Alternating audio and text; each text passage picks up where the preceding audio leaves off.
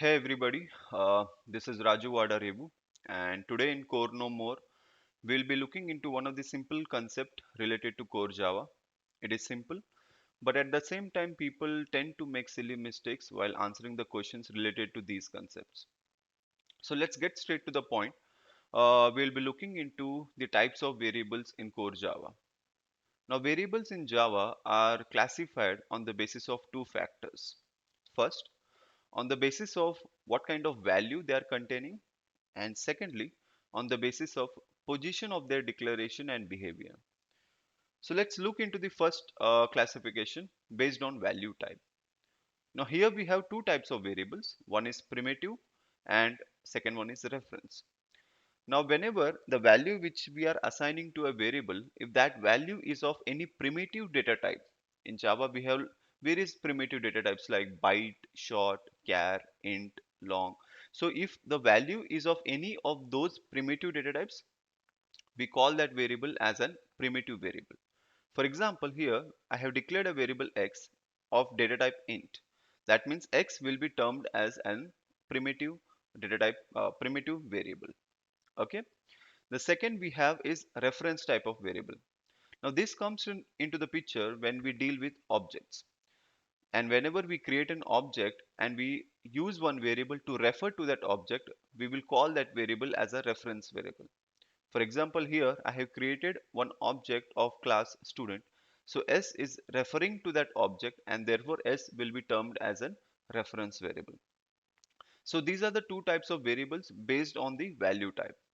Now let's look into the second classification based on the position of their declaration and behavior. So here we have three types of variables: instance, static, and local. Now let's look into the first type, that is instance variables. Instance variables, also called as object level variables, because they are part of the object. For example, if we have a class something like this, let me just show you that. Um,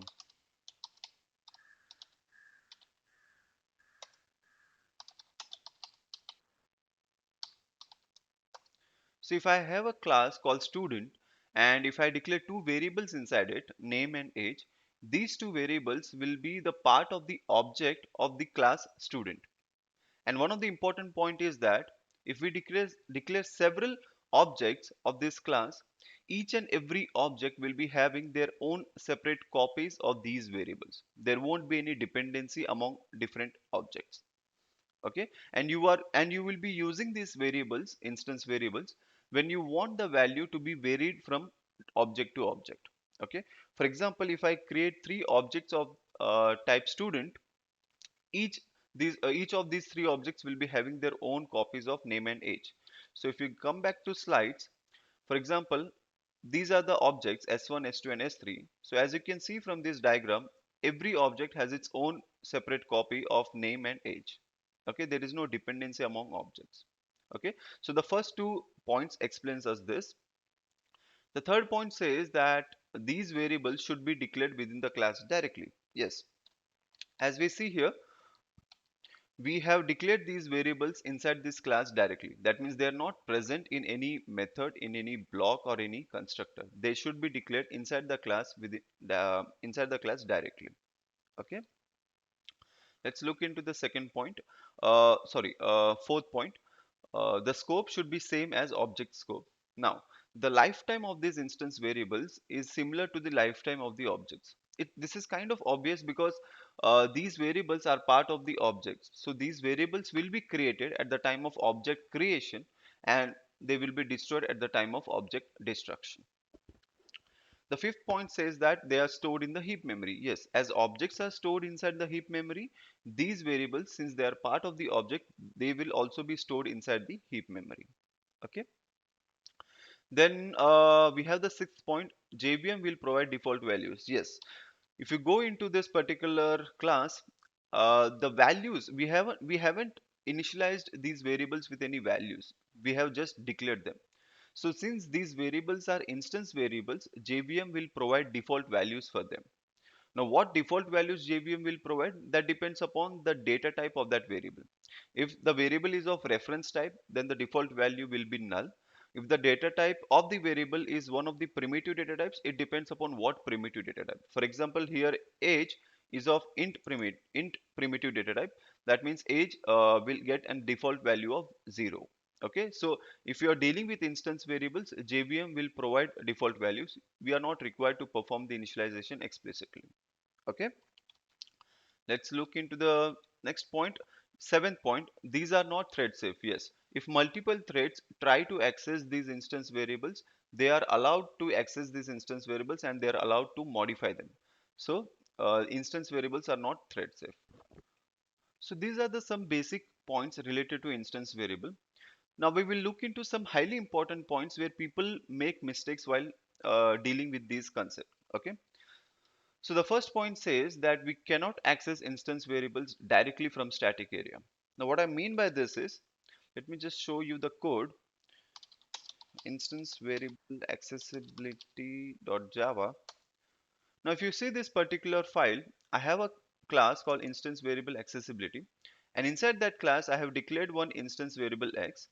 Now if I try to access this instance variable directly within a static area, then I will get a compile time error. Okay, here this particular block is nothing but a static context or static area because it is present inside a static method, and inside this static area, if I try to access this instance variable directly, I would get a compile time error. Then how to access it? We have to create an object of that particular class, and by using that object reference we can access it. So let me just compile this code and let's see what compile time error we are getting. Java C instance variable accessibility.java, and if you try to compile it, see you are getting a compile time error, and the error says non-static variable x cannot be referenced from a static context. So we are getting the error at this particular line. Okay, so so let me just comment that particular line and then let's run it. So instance variable accessibility dot java.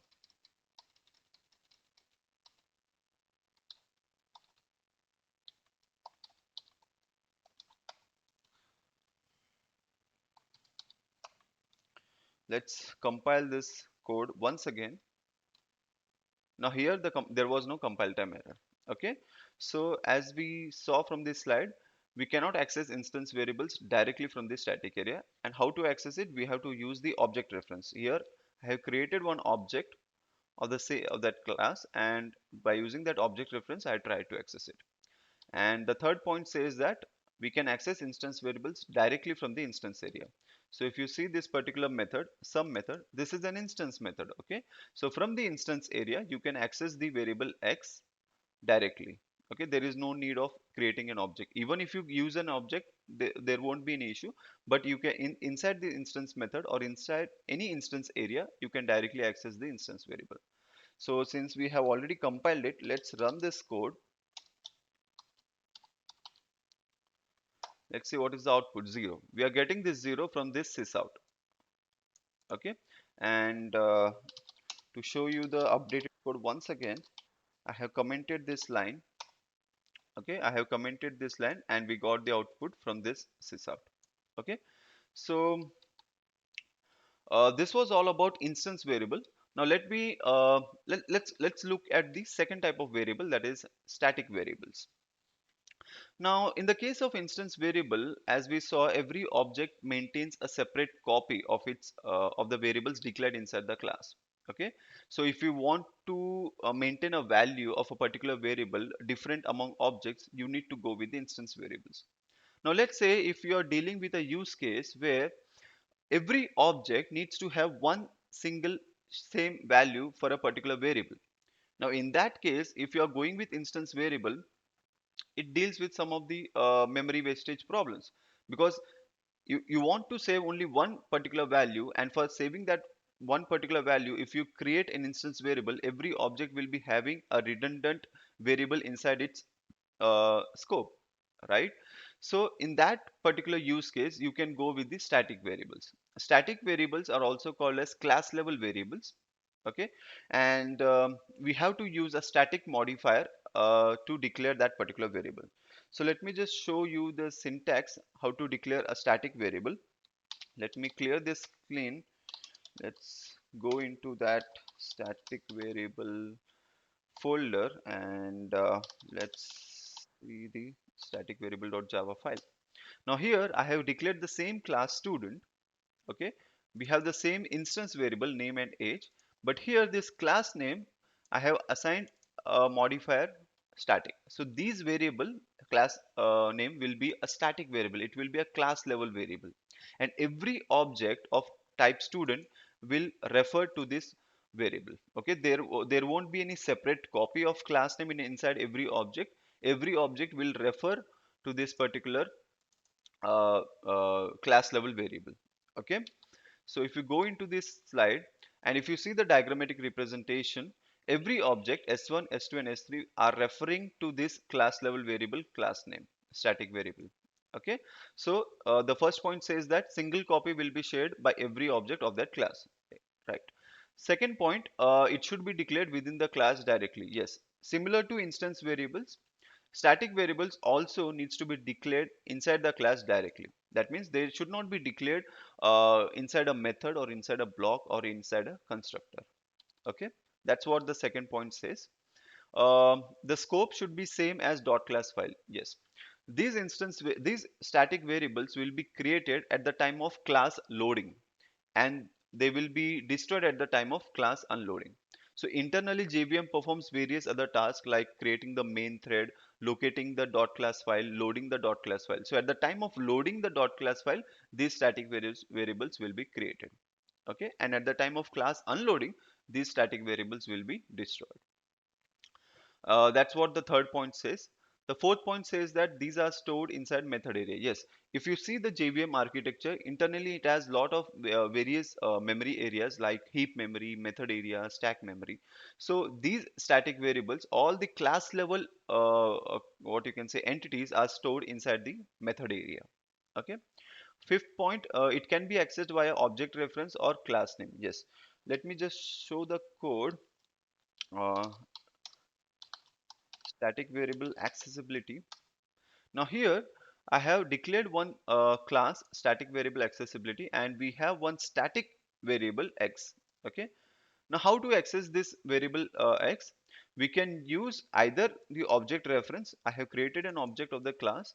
You can use this object reference to access this variable, or you can use the class name to access this variable. And if you are trying to access and declare in the same class, then there is no need of the class name as well.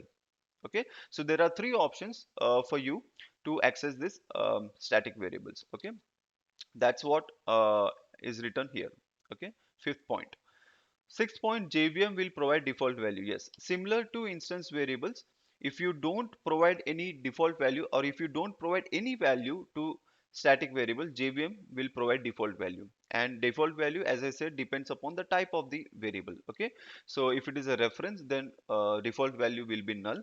And if it is a primitive variable, it depends upon the primitive data type. For example, here we have a primitive data type int, so 0 will be assigned as a default value to x. Okay, now let's look into the next point. These are not thread safe. Yes, similar to instance variable, if multiple threads try to access static variables, they are allowed to access them. They are allowed to modify these static variables, and that's why static variables are not thread safe. So these are some of the basic points. Let's look at some highly important points where people tend to make mistakes. Okay, the first point says that using any object reference variable, if we change the static variable value, then that change will be reflected for every other object of that class. So what I mean by this is, let me show you the code. Static variable problem.java. Now here I have a class static variable problem, and I have declared a static variable called class name, and I have assigned one hard-coded value to that variable, core Java.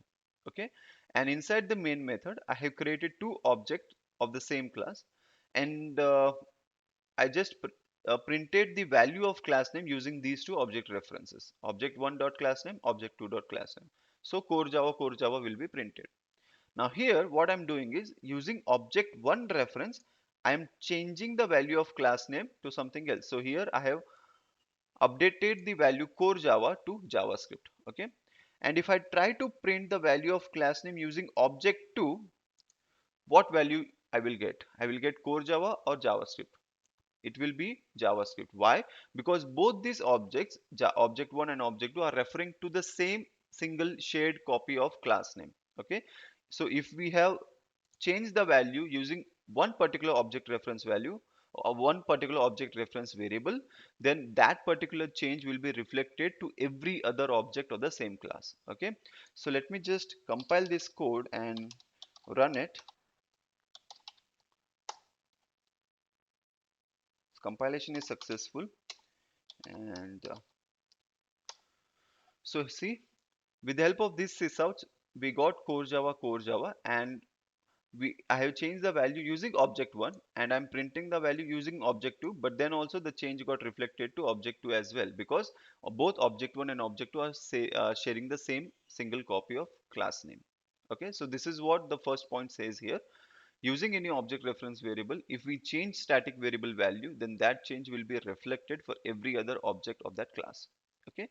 Second point, we can access static variables directly from both instance and static area. If you remember, in instance variables, we cannot access instance variables directly within static area. But no such restriction, no such constraints is available for static variables. Static variables, you can access them directly within an instance area or um, static area. So if you look into this particular code, class static variable accessibility, um, I have a variable x, and I am trying to access this variable directly both within the static area and also within the instance area. So there won't be any compile time error. Let's compile that particular code, static variable accessibility, and see, we did not get any compile time error. Let me just run that, and we got the value 000 out of these sysouts. Okay, so these are the some highly important points, and this is the overall summary related to static variables. Now let's move into the next type of variable, that is local variables. Now local variables are created just for temporary purpose. Let's say to define some algorithm, to define some logic, or to define some functionality, we want to use some variables, then we need to go with the local variables for that particular temporary purpose. Okay, so local variables are declared inside a method or a block or a constructor. Okay, they are not present inside the class directly, they need to be declared in one of these entities, either a method or a block or a constructor. Okay, um, the scope of the local variables is same as the declared block scope. Yes, these local variables will be created when that particular block or when that particular method where we have declared it, that gets executed. Okay, once the execution is completed, then these local variables will be destroyed. Okay, third point, they are stored inside the stack memory. Yes, um, as I said, JVM has various memory areas like heap memory, method area, and stack memory. So local variables will be saved inside the stack memory. Okay, and whenever we execute one particular method, whatever variables we declare them, all those variables will be saved in the stack of that particular method. Okay. JVM will not provide default value for local variables. Yes, this is one of the very important point as compared to instance variables and static variables. For instance and static variables, JVM was providing default values, but for local variables, JVM does not provide default value. So you need to initialize the variables explicitly. And that initialization is also conditional. If you are using that variable, then only initialization is required. If you are not using it, then initialization is not required for that variable. So let me just show this. Um, let me just uh, show you the accessibility first of all. So here, as you can see, I have uh, created a class local variable accessibility. There is one main method, and inside main method there is one for loop. Now the block of this for loop is starting from here and ending here. Okay, inside this for loop I have declared one variable j. Okay, so the scope of this local variable j is only this much. Okay, it is not accessible outside the for loop. So if I try to access it outside that particular block, then I will get compile time error. So let me just compile this code and show you what kind of um, error, compile time error we are getting. So see, we are getting a compile time error saying cannot find symbol. Which symbol? This particular j. So we got the error at this particular line because the scope of j is only within this particular for loop block. Okay, and let me just show you one more example of accessibility. So here I have created one more class, local variable accessibility 2, and inside main method I have one try block and catch block. Now inside try block I have created a variable and I have assigned one value. So the scope of this variable j is only this try block. If you try to access this variable outside this try block, you will get compile time error. So here I am trying to access it within the catch block. So at this particular line, compiler is not aware what is variable j. Okay, and that's why we will get compile time error. So let me just compile this code, local variable accessibility 2.java, and yeah, we got compile time error at two locations. Yes, at this line also we got compile time error, and here also we are getting the compile time error because at both of these lines compiler is not aware what is variable j, because the scope of variable j is only this try block.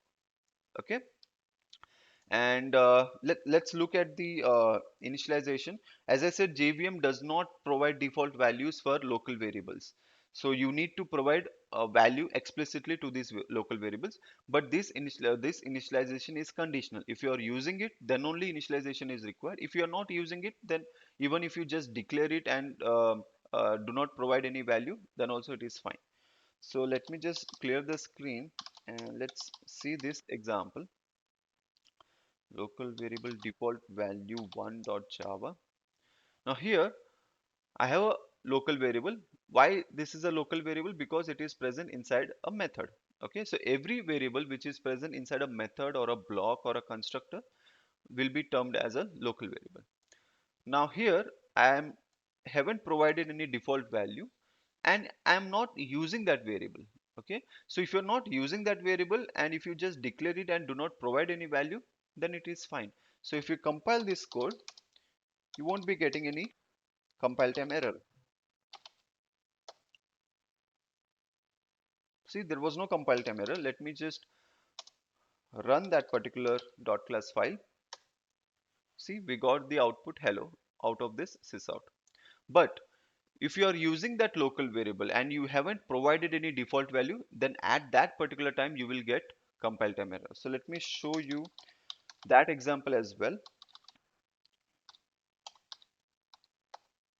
Here I am using the same local variable x, but here I'm trying to access that variable. Okay, here I did not try to access that variable. So even though I did not provided any value to this variable, the compilation was successful.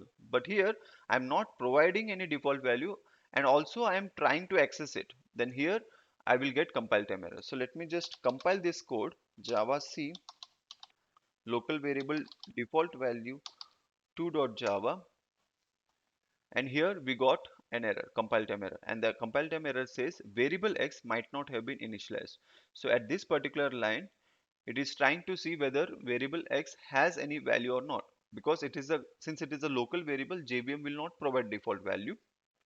So compiler is checking whether x has value assigned for it or not, and since there is no value we have assigned to variable x, um, we are getting the compile time error here. Okay, and that's what the fourth and fifth point says. JVM will not provide default value. We need to provide the value explicitly to that variable. And this initialization is conditional. If you are using it, then only initialization is required. If you are not using it, then you don't need to provide initialization explicitly. Okay, and sixth point, this is also very important point as compared to instance and static variables. If you remember, instance and static variables both were not thread safe, but local variables are thread safe. So why they are thread safe is because of this particular point. They are stored in stack memory. So every thread has its own stack memory. So whenever these threads will be created, these local variables will be present inside the stack memory related to that particular thread. Okay, and since every thread has its own stack memory allocated to it, there is no dependency among different threads. So if multiple threads try to access these local variables, there won't be any problem because every modification will be done on their respective stack memory variable. Okay, so these are some of the basic points related to local variable. One of the highly important point which people tend to forget is that the only applicable modifier for local variables is final. So if we take a look into instance and static variables, the applicable modifiers are public, private, protected, default. But in the case of local variables, you cannot use those variables because local variables are scoped inside the same block, okay, inside the method in which they are declared. So the only applicable modifier for these type of variables, local type of variables, is final. Okay, so let's look into the summary of all these variables: instance, static, and local. I have taken the basic points from each of the slide and have consolidated. So if you want to take a note of this, you can just pause the video and take a note of some of the important points related to all these type of variables. Now, before leaving, I just want to give you one bonus point. It's basically implementation of whatever concepts we have learned. So let's look into the code and um let's apply these concepts. Okay, so let me go into the parent folder, and here we have two .java files. So let me just show you that. Now just take a look into this code. We have a class called uninitialized array, and we have three arrays.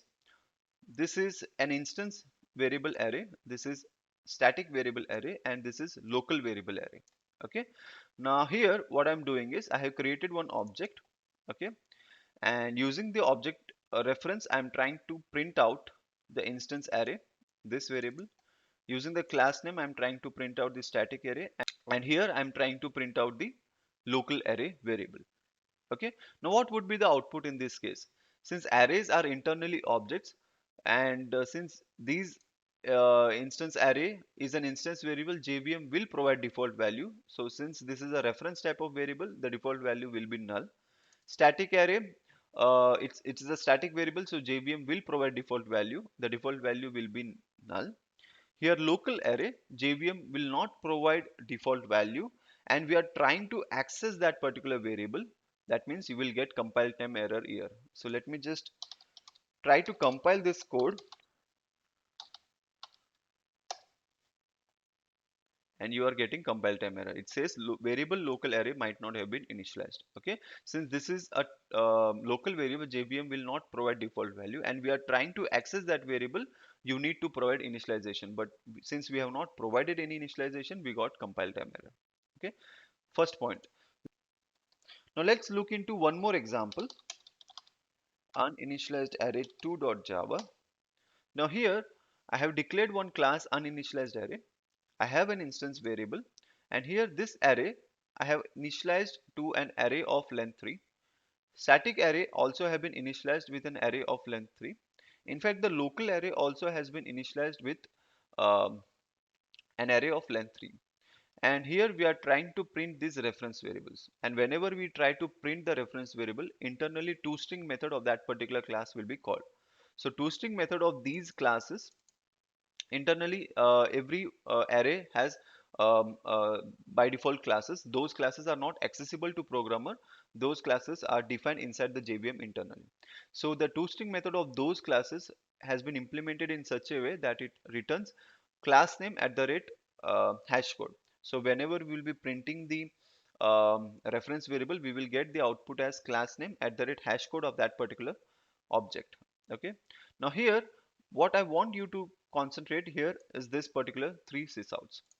So since instance array is an instance variable, JVM will provide default value.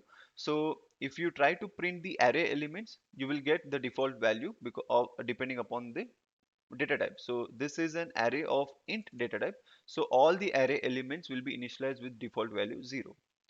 Static variable also will be assigned default value by JVM. So here this static array is also of primitive type int. So every array element of this array will be having a default value 0. But what about local array? Local array JVM does not provide default value. This is what we saw. But the point which you want to make sure is that once you create an array, every array element of that particular array will be initialized with default value, irrespective of whether that is an instance variable, static variable, or local variable. So even though this local array is a local variable and we have initialized this local variable to point to an array object of length 3, the array element of this local variable, a local array, will be initialized with default values. Okay, this is what I want you to understand, that even though this is a local variable, JVM will provide default value.